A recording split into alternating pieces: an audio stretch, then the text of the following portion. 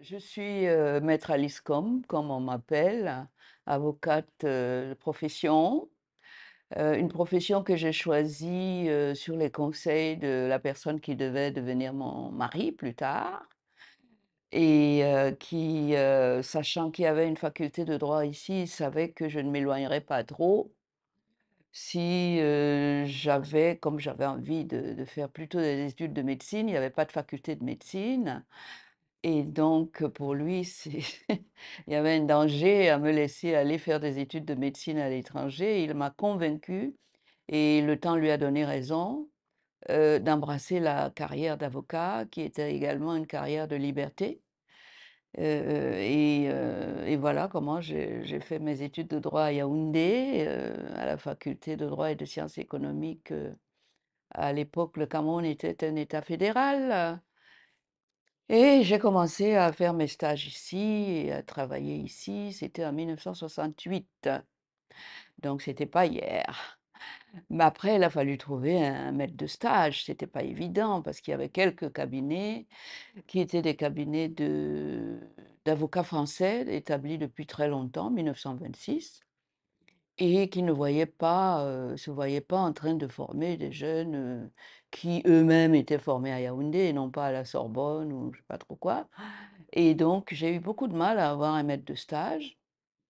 Mais finalement, il y en a un qui m'a dit: «Moi, je j'ai pas besoin d'associé ni de stagiaire, mais bon, si vous voulez venir, c'est gratuit, vous n'aurez rien de moi». J'ai dit: «OK, j'accepte», et c'est comme ça que j'ai commencé avec des défis, parce que c'était des défis que ces 2 cabinets m'avaient lancés. Et j'ai pris ça comme ça et j'avais décidé de les relever tôt ou tard. Et d'ailleurs, j'ai tellement bien relevé l'un des défis que, je me suis retrouvée, associée à l'un des cabinets qui m'avait claqué la porte au nez. Quelques années plus tard, ils sont revenus me chercher pour me demander de m'associer à eux, parce qu'il valait mieux m'avoir pour eux que contre eux, quand ils me voyaient plaider. Et voilà là pour la petite histoire. Donc je plaide depuis 54 ans ici au Cameroun, ce qui fait de moi l'un des avocats les plus vieux du barreau camerounais, mais aussi la pionnière des avocates camerounaises. Et je suis contente de moi parce que quand on est pionnier, ça veut dire on n'est pas nombreux, ça veut dire qu'on est seul. Et aujourd'hui, on est plus de 5000 et des femmes avocates camerounaises. Et ça, je pense que j'y ai contribué par ma façon de travailler, par ma façon de me présenter comme femme avocate, parce qu'il fallait faire accepter ça. Et il fallait que dans les chaumières, les parents puissent dire, tiens, j'aimerais bien que ma fille soit avocate comme elle. Et c'est ce qui s'est passé. Et je suis très, très, très contente de moi pour ça, parce que ça ne se voit pas, ça ne se dit pas, mais je suis fière de me l'attribuer comme une contribution à la cause des femmes, comme une contribution à la promotion de la profession d'avocat ici. Et voilà, ça fait partie de mon CV. Et je constate que dans mes audiences pénales, correctionnelles, il y a des jeunes gens qui sont poursuivis pour homosexualité. Je constate aussi qu'il y a beaucoup de violences conjugales et qu'il y a beaucoup d'injustices par rapport aux femmes qui divorcent, par rapport à la garde des enfants, par rapport à la pension alimentaire, par rapport à leur logement quand elles ne sont plus madame d'eux. Alors évidemment, ça commence à me frapper, à me déranger et à m'interpeller, et je me lance rapidement dans la défense des droits, c'est-à-dire dans la vie associative. Et c'est comme ça que je choisis délibérément de m'occuper des LGBT. Parce que je voyais ces jeunes gens qu'on amenait menottés 2 à 2 au palais, et qui n'étaient pas fiers, et je voyais bien que les procès avaient porté directement atteinte à leur dignité d'être humain, à leur dignité d'homme. Et je savais également que, ils n'avaient qu'une envie, c'était de quitter le prétoire d'aller se cacher quelque part pour qu'on ne me parle plus jamais d'eux. Et ça m'a donc donné l'idée que, après les avoir fait libérer ou après qu'ils se soient mis en liberté provisoire, il y avait, un autre calvaire qui commençait, qui ne disait pas son nom, qui allait être un combat silencieux aussi, cette fois-ci. Pas de témoins, parce que là, j'avais pu être témoin de leur, désespoir et de leur, souffrance, à la barre où j'étais tous les jours. Mais quand ils sortaient de là, je voyais bien qu'ils allaient être obligés d'engager un autre combat, celui-là, dans la solitude. Ce qu'ils étaient, puisqu'ils étaient passés au tribunal pour homosexualité, parce que, il faut le dire, l'homosexualité est un délit dans notre pays, que le Cameroun. Ça me fait honte, ça me révolte, ça me met dans tous mes états. Parce que l'homosexualité ne doit pas être un délit, ne peut pas être un délit. Pénaliser l'homosexualité, c'est pénaliser l'amour, parce qu'il s'agit d'amour. Pénaliser l'homosexualité, c'est pénaliser la vie privée, parce qu'elle est sacrée, on l'a dit sacrée, mais en excluant les homosexuels. Pénaliser l'homosexualité n'a pas de sens. C'est un droit fondamental, le droit d'aimer et d'être aimé. Il n'y a pas un être humain, fût-il président de la République, président de l'Assemblée nationale, qui a le droit de se mettre en travers du droit fondamental qui fait partie de notre humanité commune, y compris la sienne, et donc qui ne peut être soumise qu'à la protection et non pas à la répression. Et c'est tellement vrai que c'est plus qu'un droit, c'est un commandement divin dans la Bible. Sur les 10 commandements, il est le deuxième. Aime ton prochain comme toi-même. Comment est-ce qu'on peut retrouver des gens en train de te juger pour ça? Parce qu'ils ont obéi à un commandement divin pour les religieux qui m'attaquent. Parce qu'il a aimé pour les mères qui célèbrent les mariages sur cette base-là. À plus forte raison pour le juge qui est là pour éviter et permettre aux gens de ne pas subir des dommages de la part des actes d'autrui. Des actes, comment ne pas interpeller le législateur qui se contredit après avoir voté euh, toutes les lois pour protéger la personne physique humaine, son patrimoine, sa liberté, etc. Comment peut-on se retrouver avec des législateurs qui votent des lois contre les autres êtres humains dans ce qu'ils ont de fondamental et de commun avec ces législateurs? Il y a toutes ces questions auxquelles il faut que les sociétés qui pénalisent l'homosexualité répondent. C'est pour ça que j'avais décidé de les défendre et je me suis dit: «Mais comment? Dans un pays qui a pénalisé, où il y a un article 347-1, à l'époque c'était le 347 bis, la différence est de taille». Parce que lorsque dans le code pénal, avant la modification du code de la loi, lorsque, on punissait l'homosexualité, on s'appuyait donc sur cet article 347 bis du code pénal, qui était un article complètement en violation et du code pénal lui-même et de la Constitution dans ses fondements. Fondements de quoi? Fondements de la séparation des pouvoirs. La séparation des pouvoirs qui avait été violée par cet article, qui indiquait entre parenthèses 347 bis qu'il avait été ajouté à la loi. Et qu'il avait ajouté à la loi, c'est le pouvoir exécutif, le président de la République, qui avait légiféré par voie d'ordonnance dans un domaine que la Constitution réservait exclusivement au législatif, à la loi. Combien d'enfants ont été condamnés sur la base de ça?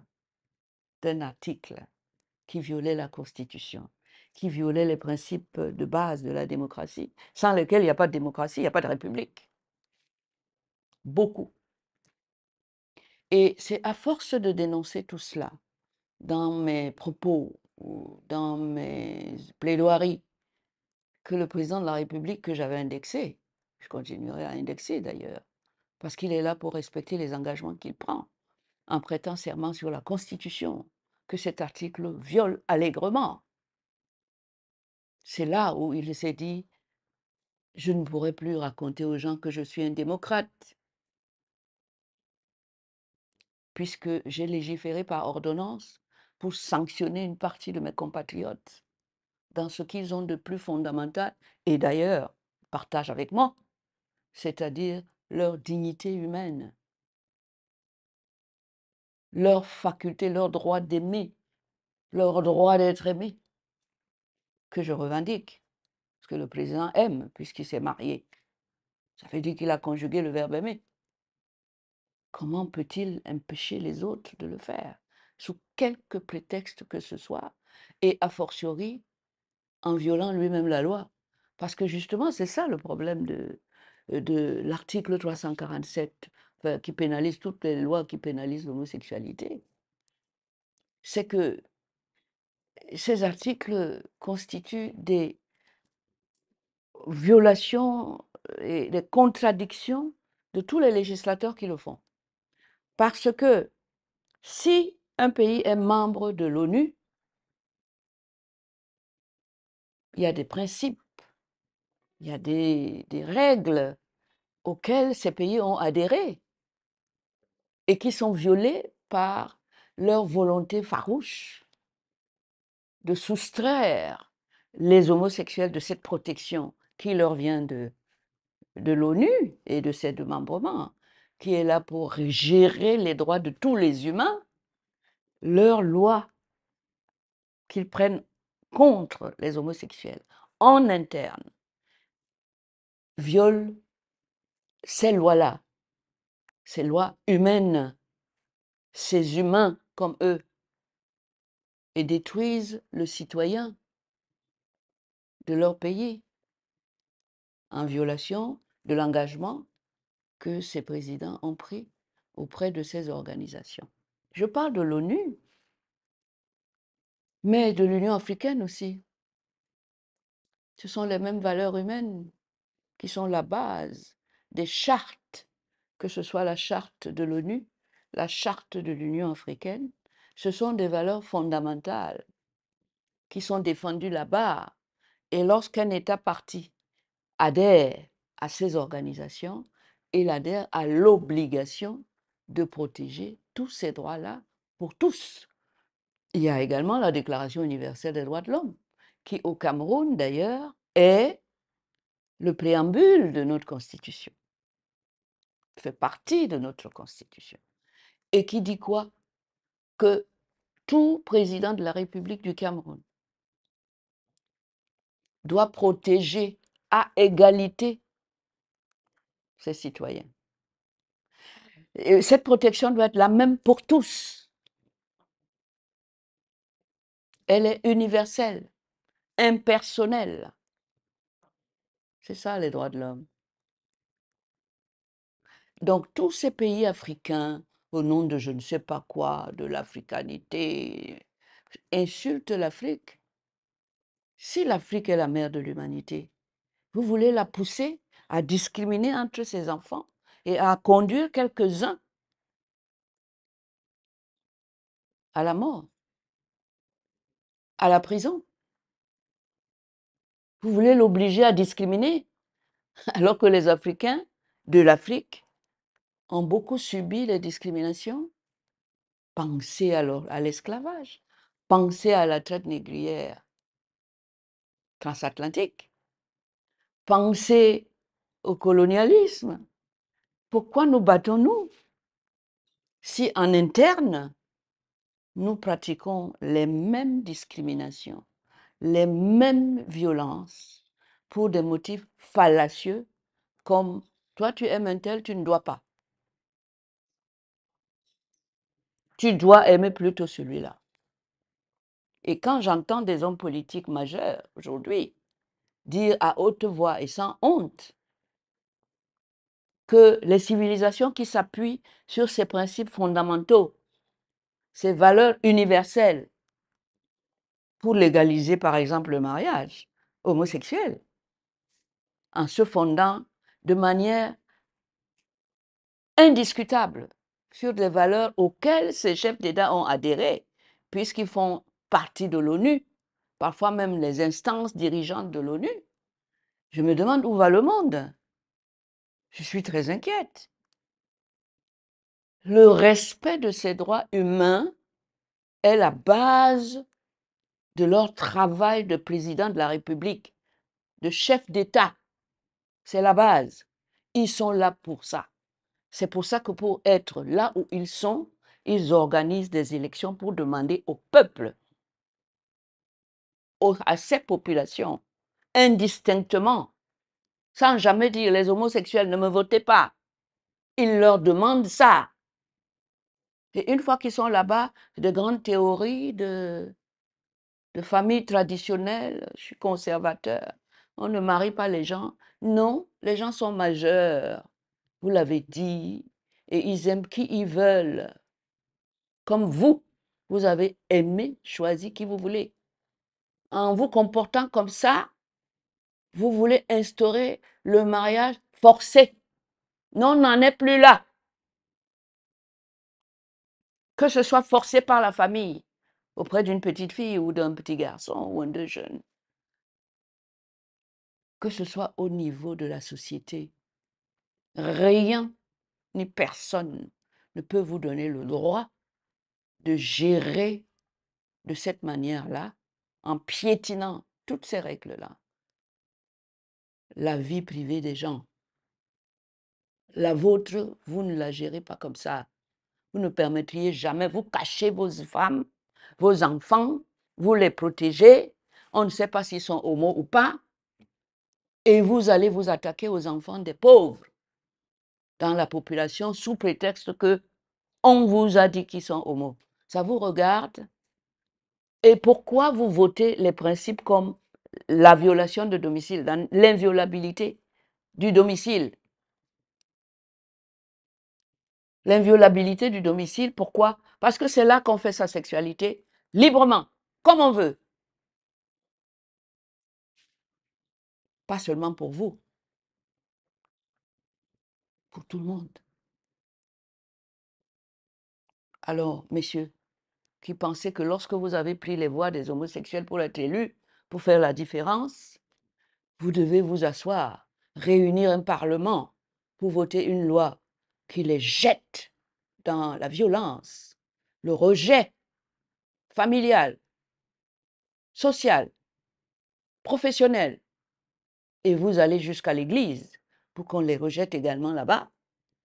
Messieurs, vous êtes plus que le bon Dieu. C'est lui qui a créé vous, qui vous a créé lui, qui m'a donné ma sexualité, qui vous a donné la vôtre. Donc vous êtes au-dessus de Dieu. C'est inadmissible. On ne peut pas l'accepter. Donc, c'est un problème important.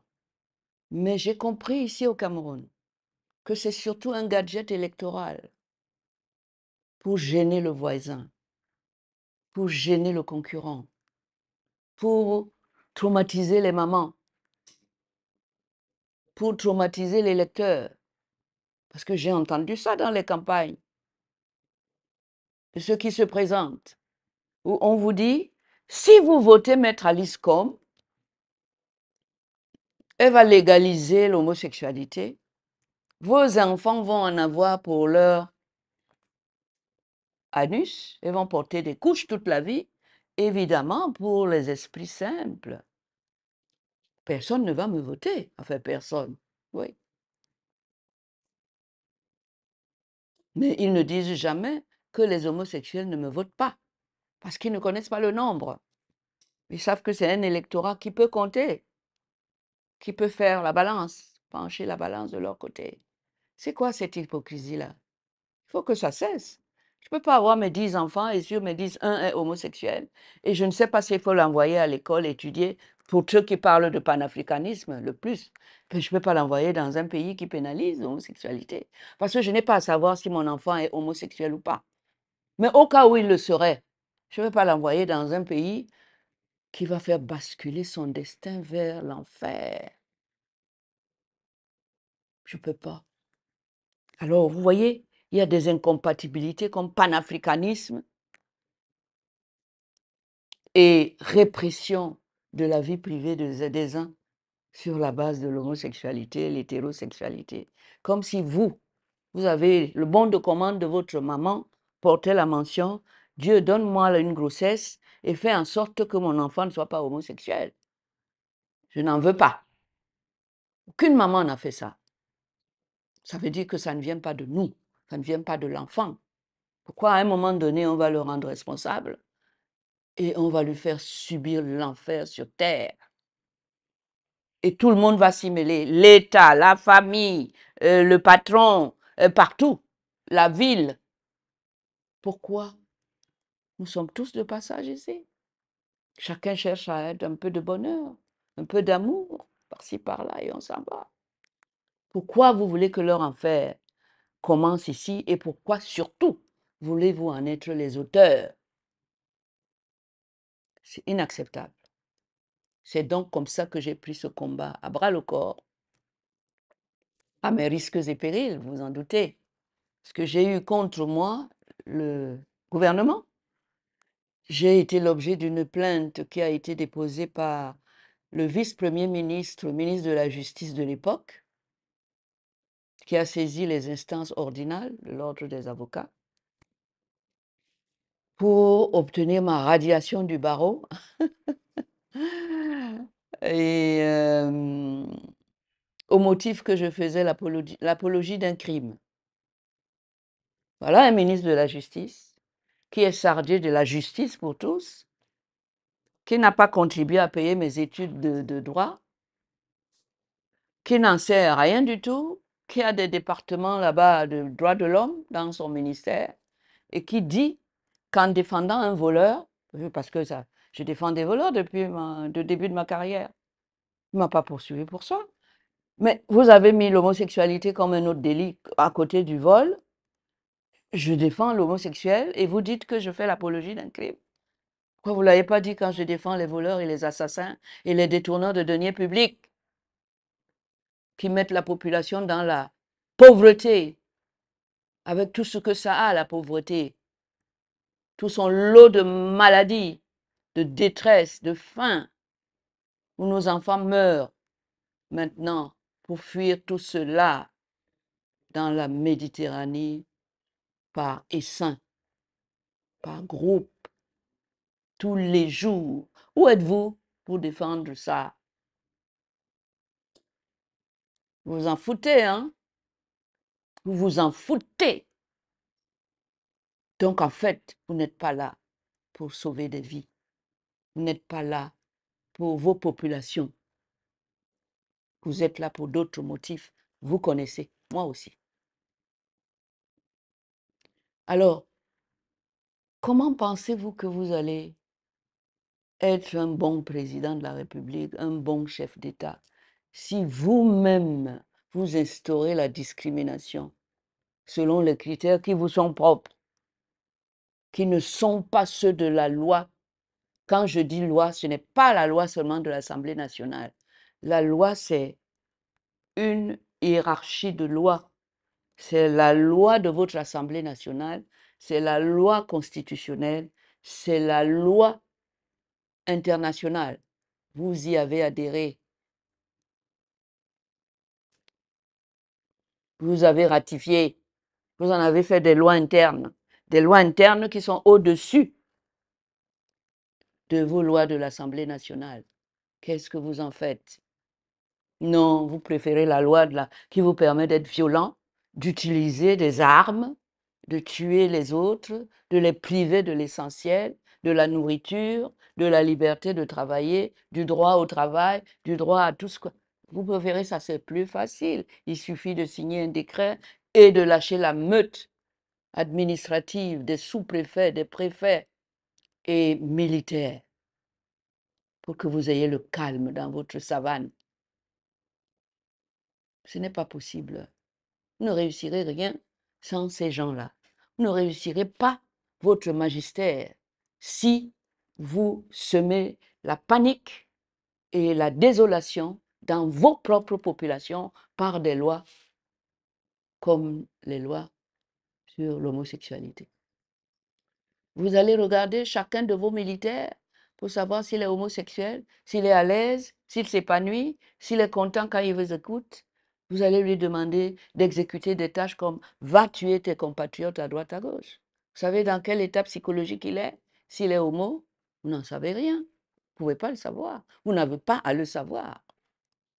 Vous vous rendez compte des conséquences de vos actes, de vos fameuses lois? Vous ne pouvez pas imaginer jusqu'où ça va. Alors, c'est mon combat de maintenant. Chercher à dépénaliser l'homosexualité au Cameroun. Mais j'ai déjà eu des réponses où on me dit non, on sait bien, tu as raison, en droit, oui, d'accord, mais on ne va pas dépénaliser l'homosexualité. Demandez-nous un moratoire. Demandez-nous de surseoir aux poursuites, mais pas d'enlever la loi. Pourquoi? Je leur ai demandé pourquoi. Parce que cette loi va leur servir à quelque chose, à effrayer les concurrents aux élections. Est-ce qu'il suffit de dire celui-ci est homo, si vous le votez, il va amener vos enfants dans l'homosexualité. Ce qui est faux. Ils le savent. Ils m'ont avoué qu'ils le savent. Mais ça déstabilise un candidat en attendant. C'est pour ça qu'ils ne vont pas dépénaliser.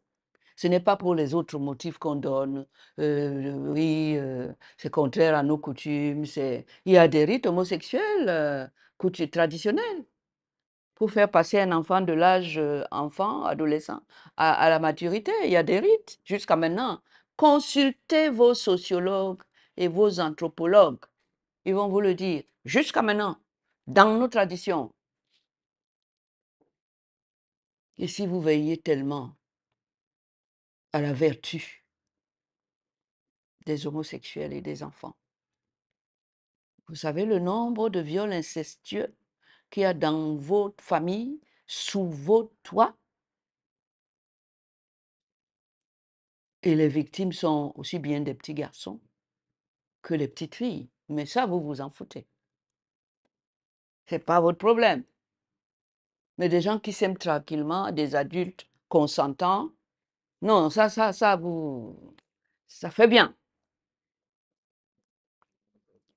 Non, vous ne pouvez pas continuer avec la construction et l'enracinement d'une société inégalitaire, une société qui émascule ces hommes, parce que la sexualité épanouit les gens. Ça devait être votre objectif, voir des gens épanouis. Et ce n'est pas avec vos détournements de deniers publics massifs que vous aurez des gens qui vont être épanouis. Et ce n'est pas avec vos répressions, vos lois répressives, à tête chercheuse. Parce que je n'ai jamais eu un client haut placé qui vient me demander de le défendre parce qu'il a le moindre ennui du fait de son homosexualité. Non, je n'ai jamais eu. Ce sont des pauvres enfants dans les quartiers qui sont les victimes.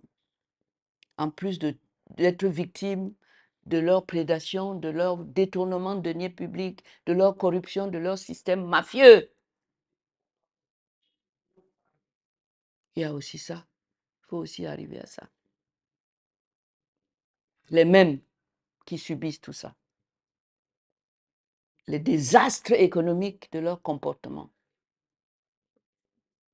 Il faut maintenant s'attaquer à ce que le bon Dieu leur a donné. Un cadeau comme pour se détendre, pour s'épanouir, pour se sentir aimé au moins. Il faut aussi s'attaquer à ça. Mais quelle population vous allez avoir pour mener quel combat au moment où vous en aurez besoin? Non.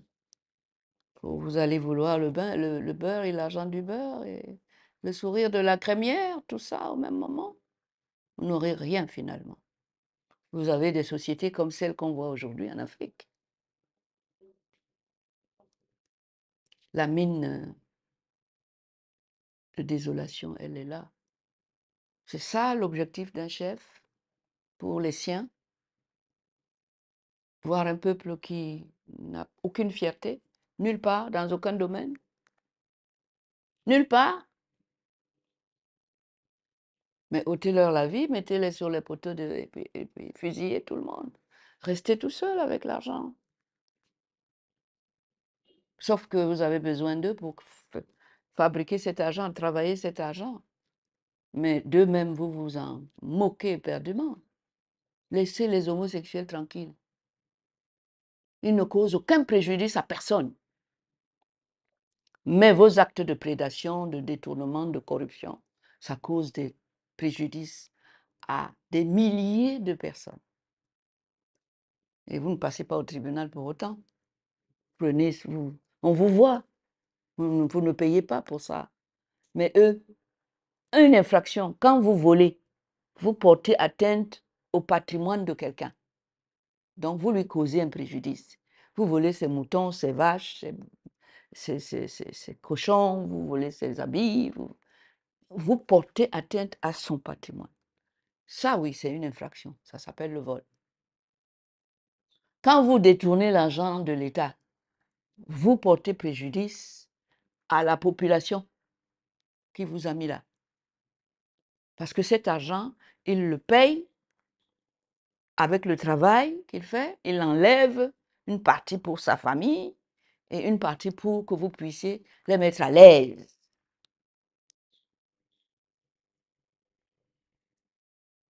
Quand vous détournez tout l'argent de l'État, vous allez emprunter de l'argent partout, à n'importe quel taux, usuraire. C'est usurier, je pense.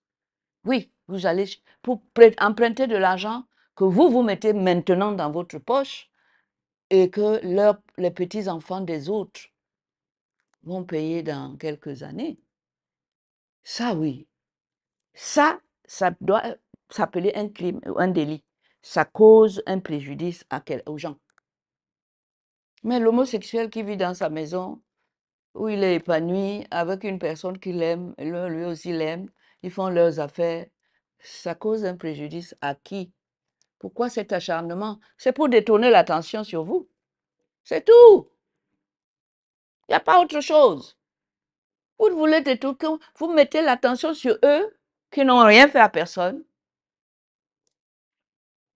Et comme ça, on ne voit pas vos défaillances, vos crimes et vos propres délits que vous commettez contre eux tous, nous tous d'ailleurs. Vous voyez qu'il n'y a pas de commune mesure entre l'un et l'autre. Alors, pourquoi vous faites ça? Pourquoi ça doit continuer? Pourquoi on doit se taire?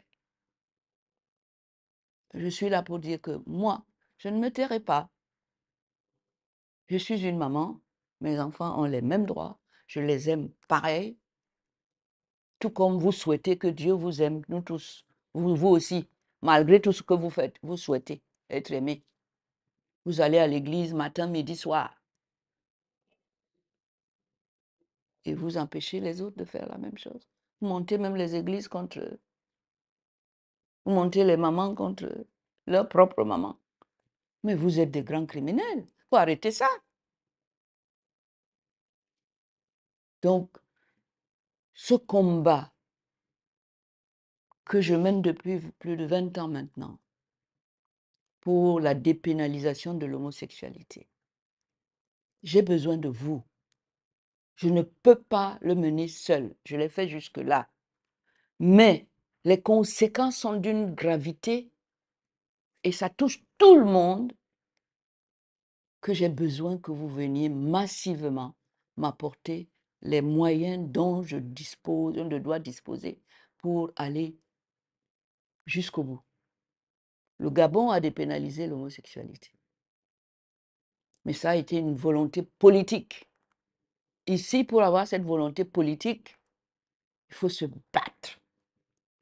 même avec les armes politiques, pour leur faire tomber, pour qu'ils lâchent prise. Et ce combat politique, je ne peux pas le mener seul. Je ne peux pas continuer à le mener seul. Vous savez, la dépénalisation, c'est un processus qui est long. Évidemment, si je ne le mène qu'à l'Assemblée nationale, nous n'arriverons à rien. Il faut le mener avec les lois de la République, les mêmes. Parce que les lois de la République ne supportent pas la présence à l'article 347.1 de cette infraction qu'on appelle l'homosexualité. Pourquoi? Parce que dans l'article 2 du Code pénal lui-même, il est dit les traités internationaux qui posent des principes, les grands principes qui protègent les grandes valeurs universelles de tout le monde. Les traités, les conventions internationales, le droit international s'imposent aux dispositions du Code pénal, c'est-à-dire aux dispositions, quand je dois analyser l'article 347.1, je dois dire au juge, lisez l'article 2. Vous ne pouvez pas, parce que la loi internationale de l'OUA, de l'Union africaine, de la francophonie, où nous sommes tous membres, et du Commonwealth, tout ça vous interdit de pénaliser l'homosexualité. Vous l'avez accepté. Vous avez mis ça dans vos lois internes. Et puis, subrepticement, à cause de vos problèmes électoraux, vous avez mis ça en tête du Code pénal. Mais à l'entrée du Code pénal, on vous dit, n'appliquez pas ça. Parce que la loi internationale, qui est la loi du président de la République, c'est eux qui vont dans les sommets, dans les assemblées générales pour voter. L'article 43 du Code de notre Constitution dit que la loi internationale, c'est la loi du président. Le président de la République négocie, signe, ratifie les traités internationaux. C'est donc la loi du président. Elle s'impose à la loi du président de l'Assemblée.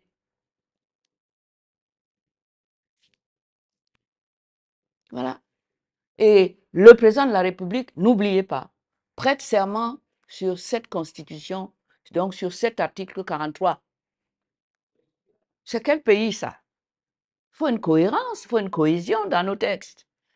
Vous ne pouvez pas à la page 2 dire, attention, c'est moi, la loi internationale, qui doit guider les décisions du juge, et aller à l'article 40. Le législateur met l'article 347 dans le même code, et le juge condamne sans regarder l'article 2 et ce que disent ces fameuses conventions et ces fameux traités. Et d'ailleurs, la Cour suprême du Cameroun a rappelé l'attention des juges de la Cour d'appel et des juges inférieurs pour leur dire, regardez d'abord ce que dit la loi internationale et appliquez-les et n'appliquez qu'elle quand vous avez à juger quelqu'un poursuivi pour un article, un délit qui est prévu dans le Code pénal. C'est le cas de l'homosexualité. La Cour suprême l'a déjà dit. Et c'est le pouvoir de la Cour suprême. Le pouvoir judiciaire, si on s'en tient à la séparation des pouvoirs, c'est la Cour suprême qui l'exerce. Donc, quand elle a pris une telle décision qui s'impose au juge, ça devient une loi qui est même supérieure à la Constitution, parce que la Cour suprême interdit désormais à ses juges de condamner qui que ce soit sur la base de cet article-là, qui est un article qui viole la loi. Et ça, c'est quelque chose sur lequel nous devons travailler. Nous devons travailler ça au niveau des écoles, des programmes scolaires. Nous devons travailler ça au niveau des grandes écoles, c'est-à-dire l'école militaire interarmes. Les militaires doivent connaître ces droits-là, ces principes-là. Nous devons le travailler au niveau de l'ENAM, l'École nationale d'administration et de magistrature. On doit mettre tout ça dans les programmes pour la protection des droits de l'homme. Elle est au-dessus de tout, pour que les gens le sachent. Quand on dit la loi camerounaise punir l'homosexualité, il faut savoir que non. Ce n'est pas parce que c'est dans le code pénal. Parce qu'il y a dans le code pénal un article qui interdit la présence d'un tel article dans le code. Mais évidemment, il faut le savoir. Même tous les magistrats ne le savent pas. Eh oui, c'est ça le problème. Et c'est le travail de nous autres, les défenseurs des droits de l'homme, de faire une compilation des textes, de les vulgariser sous des formes diverses, que tout le monde s'en imprègne parce que au départ, vous le savez, ce n'est pas moi qui l'ai dit, nul n'est censé ignorer la loi et nul n'est au-dessus de la loi. Avec ces deux principes-là, il y a un travail à faire pour conduire la route de la dépénalisation de l'homosexualité. C'est un chemin qui est long, c'est un chemin qui demande de la patience, qui demande du savoir, qui demande le sens du partage dans les colloques, dans les conférences, dans les ateliers, et qui demande de la permanence,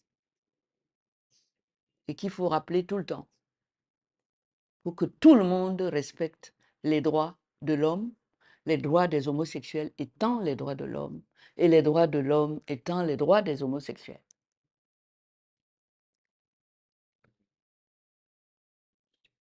À ce niveau-là, j'appelle donc tous ceux qui pensent, comme moi, que la force doit revenir à la loi, qu'il est urgent de faire chacun, en ce qui le concerne et là où il se trouve, l'effort nécessaire pour entrer dans le bateau de la dépénalisation que je pilote depuis 20 ans. Ce ne sont pas de simples mots, ce sont des actes qu'il faut poser. C'est un défi que nous devons relever. C'est un pas en avant pour l'humanité que nous devons faire tous. Et vous me donnez l'occasion de lancer cet appel-là. J'ai besoin d'avoir des financements. J'ai besoin d'avoir un appui institutionnel en ressources humaines pour conduire ce combat. Parce que c'est un train. Ce train a des wagons. Il faudra les remplir et démarrer ce train pour qu'il aille jusqu'à la destination finale, à la gare finale. Voilà. Ça vient de nos dirigeants qui pensent qu'ils sont l'État et qui mettent leurs croyances religieuses en mouvement dans les lois de la République. Or, nous sommes dans des États laïques et ce ne sont pas les pensées, les croyances religieuses de quelqu'un qui doivent l'emporter sur la majorité, c'est-à-dire sur les droits de l'homme. Les droits de l'homme sont au-dessus des croyances individuelles. Les droits de l'homme permettent à chacun de pratiquer sa religion sans jamais violer les droits des autres. Or, c'est le cas. Là, en ce qui concerne le cas du Cameroun, c'est le président Amadou Ahidjo, le premier président, qui en 1972, par voie d'ordonnance, avait introduit cet article sur l'homosexualité dans un code pénal qui existait depuis 1965, qui n'avait donc pas ce délit d'homosexualité. Or, 1965, c'est 5 ans après l'indépendance, c'est-à-dire la naissance de la République du Cameroun. 5. Donc, le code pénal est là, et le code pénal a été le fait de députés qui ne connaissaient pas la télé, qui n'avaient pas d'influence occidentale chez eux. Donc, c'était des gens qui venaient du terroir, et comme ils savaient que l'homosexualité relevait de la vie privée et qu'on la respectait, et que de toute façon, il y avait des rites traditionnels qui empruntaient un peu à l'homosexualité, ils n'ont jamais, sur la liste des infractions contenues dans ce premier code pénal de 1965, le premier, le plus pur, le plus sain, le plus camerounais, ils n'ont jamais retenu l'homosexualité comme une infraction. Et d'ailleurs, ils avaient raison. Parce que les infractions, c'est quoi? C'est des actes qui, une fois posés, causent un préjudice à autrui. C'est pour ça que vous avez l'emprisonnement, parce qu'on va vous mettre en prison, parce que vous polluez la société, parce que vous portez atteinte à autrui. Or, dans leur sagesse primaire terrienne, ces premiers législateurs n'ont jamais inclus l'homosexualité comme une infraction dans le code pénal. Il a fallu attendre donc le président de la République de l'époque, en 1972, pour introduire ça. Je pense qu'il revenait peut-être d'un pèlerinage à la Mecque, quelque chose comme ça. Et ça a réveillé son instinct religieux sur ce problème-là. Et il a pris une ordonnance tout seul, en violation de la Constitution, qui, dans l'article 26, même aujourd'hui, réserve la détermination des crimes et des délits au seul Parlement, à la loi, pas à l'ordonnance, dans le respect de la séparation des pouvoirs. Or, lui, en introduisant le délit d'homosexualité dans ce qui est réservé aux députés et à la loi, il tuait la République, il tuait l'État, il tuait la démocratie, puisqu'il a fait par effraction des barrières qui séparent les différents pouvoirs. Je ne sais pas si je me fais expliquer, je me fais comprendre, mais voilà la situation. Et donc, à partir de 1972, on a commencé la chasse aux homosexuels de manière plus ou moins véhémente. Très discrète, parce que les gens pensaient que c'était normal, ils entendaient ça aussi à l'église, que Sodome et Gomorre, chacun avec son interprétation, Sodome et Gomorre, abomination. Abomination, ce n'est pas un terme juridique. Ça peut rester une abomination dans vos religions que vous choisissez. Ta religion ne m'est pas imposable. La loi, si. Bon, vous pouvez penser ça dans votre religion, ne pas aller, si vous êtes homosexuel, vous n'avez qu'à choisir une autre religion, ne pas aller dans une religion qui passe toute sa journée à dire que vous êtes une abomination et qui en même temps dit que ce Dieu est le créateur de tout. Et que le commandement numéro 2, c'est l'aimer lui, Dieu. Un. Deuxièmement, vous aimez comme vous vous aimez. Voilà. Mais les pratiques religieuses de chacun ne peuvent pas s'imposer aux autres. C'est interdit dans un État laïque. Depuis que je plaide, évidemment, il y a un impact. Hein? Il y a un impact. Et c'est pour ça que je pense que sur le plan judiciaire, on peut arriver à faire en sorte que cet article, même si elle existe, qu'il ne soit plus du tout applicable.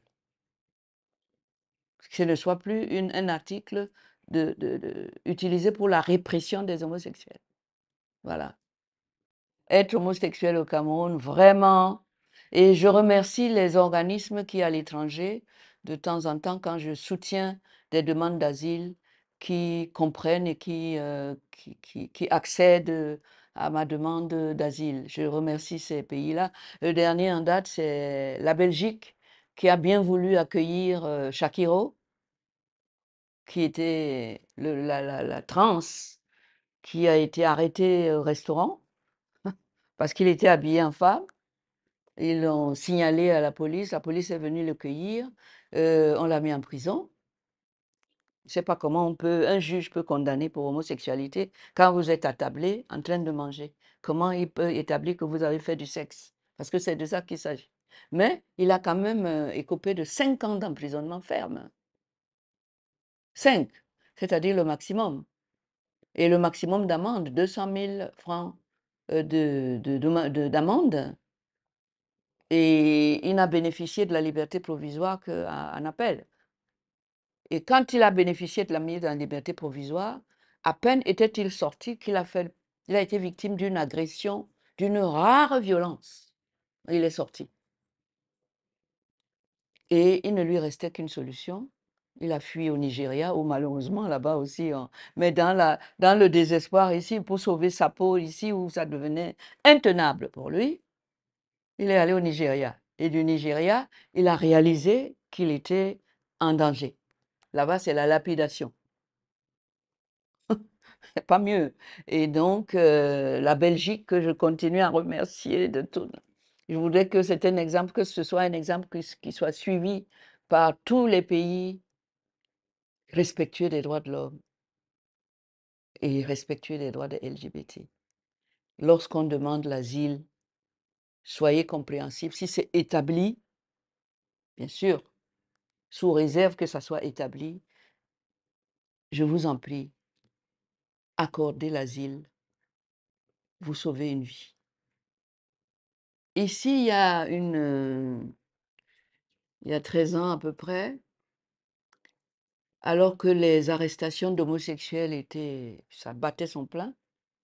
Pour un oui ou pour non, c'était des razzias dans les bars, réputés recevoir des homosexuels. C'était devenu quelque chose de terrible. On les ramassait par trentaines, par centaines, et puis on les mettait dans le car de police, on les amenait à la police, et puis voilà. Et ceux qui avaient des gens qui pouvaient intervenir sortaient. Ceux qui avaient des enveloppes garnies qu'on pouvait payer sortaient, mais il en est resté une dizaine qui n'avaient ni argent, ni personne pour intervenir. Et on les a amenés au tribunal, on les a placés sous mandat de dépôt, on les a mis en prison dans des conditions extrêmement choquantes, hein. Et je les ai défendus et beaucoup de difficultés. Finalement, on les a jugés au bout de 10 mois parce que on a utilisé une procédure qui n'était pas la procédure prévue en cas de délit d'homosexualité. On exigeait que la procédure soit celle de flagrant délit quand c'est l'homosexualité. Or, ce n'était pas la procédure de flagrant délit parce qu'il n'y avait pas flagrant délit. Et le procureur à l'époque avait choisi d'envoyer ça chez un juge d'instruction. Or, le juge d'instruction n'était pas compétent pour instruire une affaire qui relevait du flagrant délit. Donc, le premier juge a d'abord annulé la procédure, parce que c'était ça. Et le procureur de la République, qui était un homophobe devant l'Éternel, a dit qu'il ne les sort pas. Il a changé la couverture du dossier, il a mis ici en nom flagrant délit, et il les a déférés devant le tribunal des flagrants délits en exigeant qu'on les garde en prison. Parce que de toute façon, pour lui, c'était un délit continu. C'est-à-dire, comme ils sont homosexuels par nature, de toute façon, à tout moment, il peut les mettre en prison. Donc, autant ne pas les sortir. Je ne sais pas si vous voyez ce genre de raisonnement qui relève de la folie, du délire total. Et donc, on les a finalement condamnés, parce que ça a traîné plus que ça ne devait, pas été jugé selon les normes procédurales en place. Eh bien, on a fini par les condamner, parce que l'affaire a fait grand bruit, hein. On a fini par les condamner à une peine qui couvrait la période de détention. Et ils sont sortis, mais avec des condamnations. C'est un dossier dans lequel j'ai relevé appel il y a 13 ans et je n'ai plus la trace du dossier. Parce que je crois que les tribunaux sont un peu gênés par cette affaire-là. Ils ne veulent pas que ça revienne. Parce qu'il y a c'est un tel modèle de violation de droits, de violation des droits, qui démontre tellement politiquement aussi que le Cameroun n'est pas un état de droit, qu'il faut s'en méfier, que c'est un dossier dont je n'ai jamais eu la suite.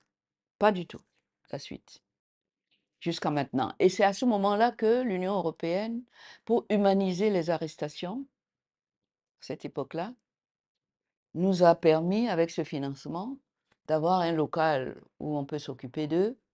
C'est celui-ci. C'est un projet sur 2 ans, fini depuis. Depuis, je dois me battre pour y être maintenue. Et ce local, j'en ai fait un havre pour les homosexuels qui veulent apprendre qui ils sont, qui veulent ne pas être jugés, qui veulent se lancer dans la bagarre comme nous, qui veulent regagner qui veulent un regain de dignité dans leur famille, pour leur apprendre comment aborder le problème et tout ça. Et donc, on l'a mis en place et depuis tous les 2 ans, depuis 2 ans, donc derrière, depuis 11 ans, je me bats pour rester ici, pour garder cette espèce de, disons, un refuge mais qui ne permet pas aux gens de dormir ici, parce que c'est trop pour moi, et sur lequel j'ai fait parler les murs. Les murs, sur les murs, j'ai mis la photo de tous les homosexuels présumés ou réels qui ont eu à subir dans leur vie, dans leur chair, les affres de la pénalisation de l'homosexualité. Et sur le mur, il y a des visages d'hommes et de femmes qui ont payé très cher, leur famille aussi, par le maintien de l'article 347 dans le Code pénal et son application abusive et illégale. J'ai fait parler ceux qui disent que je ne dois pas les défendre. Parce que, c'est parce que moi-même je le suis, c'est parce que je suis une sorcière, je nage contre les valeurs africaines, enfin tout ce que j'entends. J'ai les réponses sur les murs à toutes ces personnes-là, pour que quand ils viennent, ils lisent. Ce n'est pas, on n'a pas besoin d'être homosexuel pour défendre les droits. C'est comme je n'ai pas besoin d'être voleuse, détourner les deniers publics pour défendre les gens qui sont poursuivis pour ça. On est là pour veiller à ce que les droits, ce que prévoit la loi, seul et c'est rien que ça soit appliqué et que ça soit appliqué conformément à la jurisprudence de la Cour suprême nationale et internationale, conformément aux engagements constitutionnels du président de la République. C'est notre travail et nous allons le faire. Nous sommes les garde-fous de la dictature. Nous sommes les garde-fous de la violence, de la barbarie humaine sur les autres humains. Ça n'a rien à voir. On peut être homosexuel, on peut ne pas être homosexuel. On défendra les droits pour tous, conformément aux lois de la République. C'est aussi ça, apporter sa contribution à l'état de droit.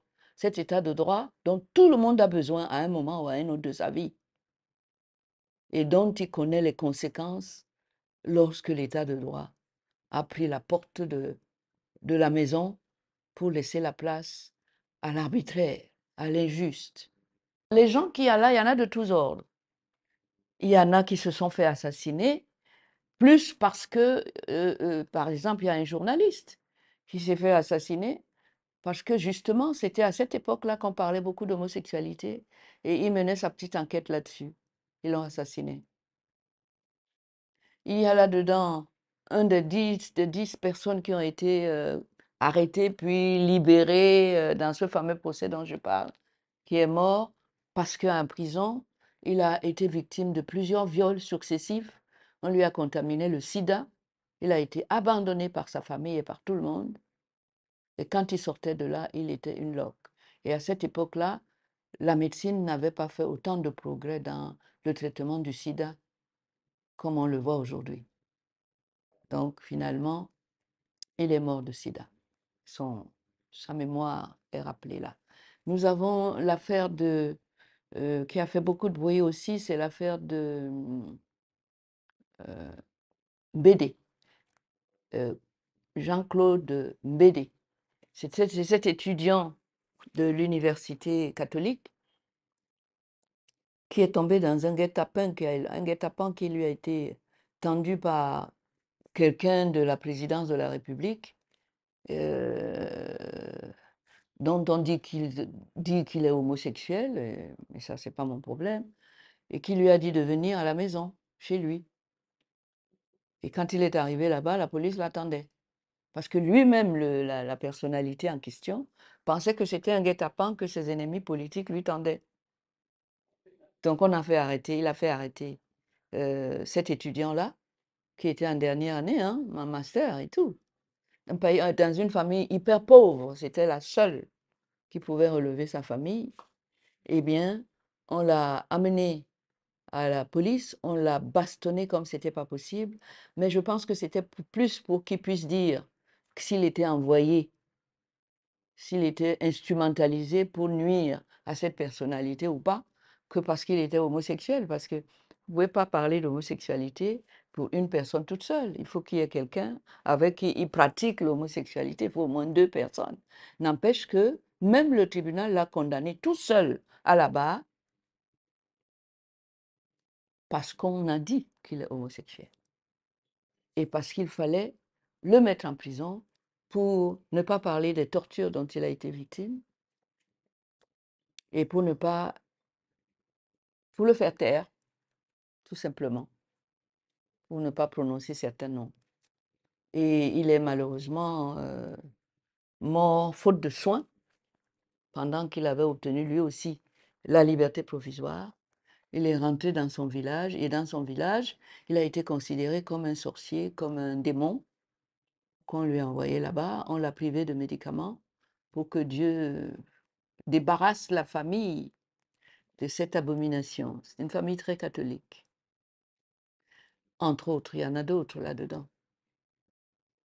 Il y en a d'autres, des inconnus. Mais on n'a pas voulu que ça soit des inconnus tout le temps. On a voulu qu'ils vivent, qu'ils parlent aux gens qui viennent ici, qu'ils les regardent, que leurs photos les regardent et leur disent oui, vous m'avez envoyé en enfer. J'y suis. Vous êtes content? Alors, le combat, vous savez comment je suis devenue un défenseur officiel de ce que le ministre de la Justice a appelé faire la promotion d'un délit. Alors, quand j'ai décidé de m'occuper des homosexuels comme droit de l'homme, j'ai mis en place une association. Je me suis posé la question de savoir s'il fallait que je travaille caché ou s'il fallait que je dise ouvertement que j'allais défendre les homosexuels. J'ai choisi la deuxième solution parce que je ne vois pas comment je peux me mettre dans un placard pour défendre les gens. Au contraire, je me mets dehors pour pouvoir leur permettre d'être dehors à leur tour. Donc, j'ai bien lu les textes avant, tous les textes sur les associations, les textes sur l'homosexualité, la Constitution, les conventions internationales, les chartes de droits de l'homme, les chartes de l'Union africaine et toutes ces chartes-là qui sont dans le préambule de la Constitution et auxquelles le peuple camerounais a adhéré. J'ai tout étudié et j'ai dit, c'est vraiment les droits de l'homme. À ce moment-là, je vais choisir de le faire sous la forme associative. Mais je sais que les gens vont dire, notamment le préfet qui doit recevoir mon dossier et à qui la loi donne 2 mois d'ailleurs pour rejeter mon dossier. Je savais qu'il allait dire comme le ministre de la Justice, mais c'est un délit pendant que tu y es, demande de moi de légaliser le vol ou le meurtre, mais surtout le vol. Donc, je me suis armée de tout ça et dans le délai que la loi donne à monsieur le préfet pour rejeter ma demande, je suis allée le voir avec les textes. Et bien évidemment, quand il m'a vu entrer, tout de suite, il a dit: «Ça y est, là, tu veux que je quitte ici, qu'on m'enlève d'ici ou quoi?» J'ai dit: «Pourquoi? Mais tu n'as pas vu le dossier que tu m'as déposé ici? Où tu me demandes de légaliser quoi? Tu sais bien que c'est un délit, non, maître? Je t'apprends rien.» J'ai dit: «Justement, c'est pas un délit. C'est pour ça que je viens vous voir. C'est pas du tout pour qu'on vous enlève d'ici. Je viens vous voir, monsieur le préfet, pour que, en tant que représentant du président de la République, qui a prêté serment sur notre Constitution, c'est son contrat avec nous, de protéger les droits de l'homme. Je viens vous voir pour que vous le représentiez valablement, mais que vous ne vous le représentiez pas comme un menteur par rapport, un parjure par rapport au serment qu'il a prêté, de protéger les droits de l'homme de tous, parce que le droit de l'homosexuel, c'est le droit de l'homme. Alors j'ai sorti tous mes textes, la Constitution, l'article 2 du Code pénal, le même Code pénal, plus cet article 347 et plus d'autres textes faciles qui pouvaient lire rapidement et comprendre le sens de mon combat. Et finalement, je l'ai convaincu que mon combat était aussi noble que n'importe quel autre combat, quel que soit le nom qu'il porte, parce que ce nom n'a pas le contenu qu'on veut bien lui donner. ni la direction qu'on veut lui faire prendre, qui est la direction de la répression, alors que la vraie direction, c'est la loi de la protection. Et il m'a dit, effectivement, voilà exactement ce qu'il m'a dit. Vu comme ça, je ne peux pas motiver un rejet. Hein, je croyais que c'est un délit, le code pénal interdit, donc il suffit que je dise je rejette, le code pénal interdit pour que je sois tranquille. Mais je vois que c'est plus compliqué que ça. Donc, il a laissé passer les 2 mois pendant lesquels il devait me dire non, et sachant que la loi dit que s'il laisse passer ces 2 mois, son silence vaut acceptation. Et donc, mon association qui s'appelle Association pour la défense de l'homosexualité, je n'ai pas voulu mettre les droits des homosexuels, j'ai bien mis l'homosexualité, est une association légalisée, normalement légale, qui jouit de toute la protection de la loi sur la liberté d'association et qui me permet d'affirmer aujourd'hui que les droits des homosexuels sont les droits de l'homme. Les droits de l'homme sont les droits des homosexuels. J'ai le droit d'exister, ils ont le droit d'exister, ils ont le droit d'être protégés, ils ont le droit de vaquer à leurs activités de défense de ces droits-là, à mes côtés ou partout où ils veulent sur le territoire. Donc j'ai légitimé le combat en faveur des homosexuels de cette manière-là, sur le plan administratif. Et évidemment, j'adressais ça effectivement aux membres de la communauté qui étaient cachés à la maison. Et du coup, comme moi, j'avais pris pour moi d'avoir un titre agressif, ils ne pouvaient pas venir dans mon association. Ils ont fait leurs droits sur leurs associations sur la base de, je ne sais pas moi, le droit à la santé, mais de la communauté. Le droit à la santé ou le droit de, je ne sais pas. Et puis tout le monde, aujourd'hui, on a plus de 35 associations hein, communautaires qui travaillent dans la plus parfaite des légalités. De temps en temps, on leur demande de ramener les récépissés pour les changer.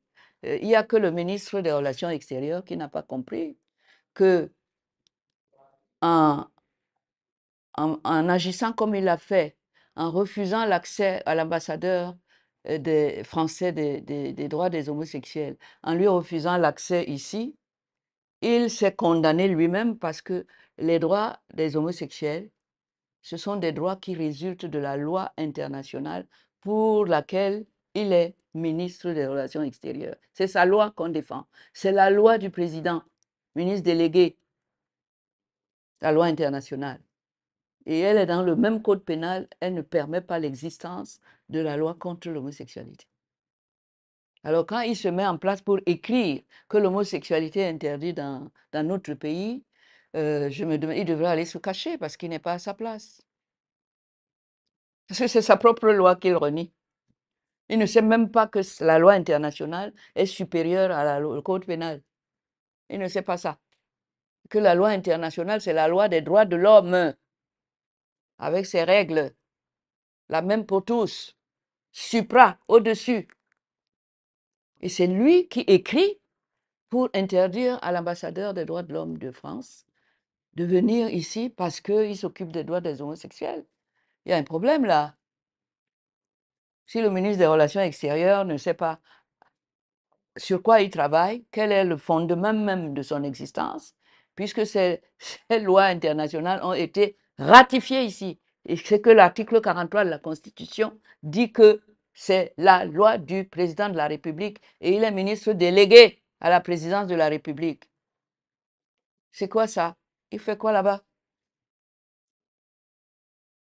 Il y a un problème. On est inquiet.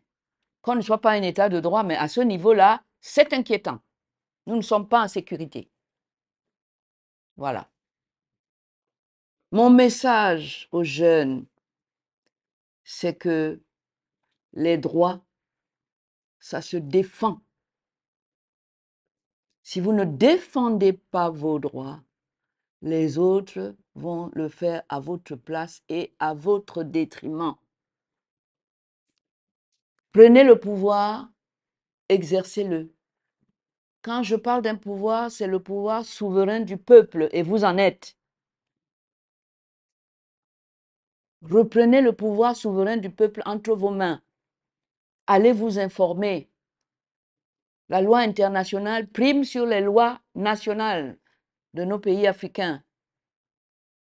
Allez prendre ce pouvoir-là. N'ayez pas peur. Venez vous informer. La force doit revenir à cette loi-là. C'est elle qui gère la condition humaine dans le monde entier. Vous devez faire partie de cette armée. Vous devez faire valoir, faire entendre votre voix. Vous devez militer dans les associations. Vous devez rentrer dans ces grandes familles dans lesquelles on parle de vous, dans lesquelles on parle de vos droits et où on vous apprend comment les exercer. C'est important. Le pouvoir souverain reviendra au peuple, c'est-à-dire vous, puisqu'ils vous ignorent quand ils sont en poste. Constituons-nous. Cette armée-là, c'est elle qui vaincra.